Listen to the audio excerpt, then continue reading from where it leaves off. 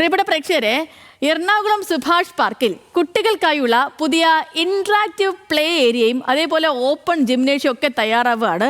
വിവിധ വികസന പദ്ധതികളുടെ നിർമ്മാണോദ്ഘാടനം മന്ത്രി പി എ മുഹമ്മദ് റിയാസ് നിർവഹിച്ചു.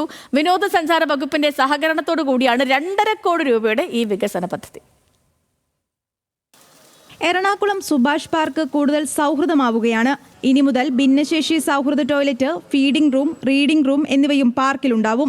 കുട്ടികൾക്കായി interactive play area, open gymnasium എന്നിവയും നിർമ്മാണഘട്ടത്തിലാണ്. സംസ്ഥാന വിനോദസഞ്ചാര വകുപ്പിന്റെ സഹകരണത്തോടെയാണ് 2.5 കോടി രൂപയുടെ പദ്ധതി. പദ്ധതികളുടെ നിർമ്മാണോദ്ഘാടനം മന്ത്രി പി എ മുഹമ്മദ് റിയാസ് നിർവഹിച്ചു. കുട്ടികളുടെ കളിയുപകരണങ്ങൾ, ഓപ്പൺ ജിം, ലാൻഡ്സ്കേപ്പിംഗ് എന്നിവയാണ് ഈ പദ്ധതിയുടെ ഭാഗമായി ഉൾപ്പെടുത്തിയിട്ടുള്ളത്.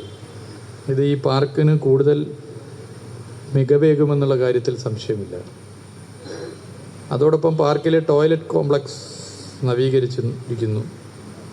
ഭിന്നശേഷി സൗഹൃദ ടോയ്ലറ്റ് സംവിധാനം എന്നതോടൊപ്പം തന്നെ ഫീഡിംഗ് റൂം എന്നുള്ളതും ഇതിലെടുത്തു പറയേണ്ട കാര്യമാണ്.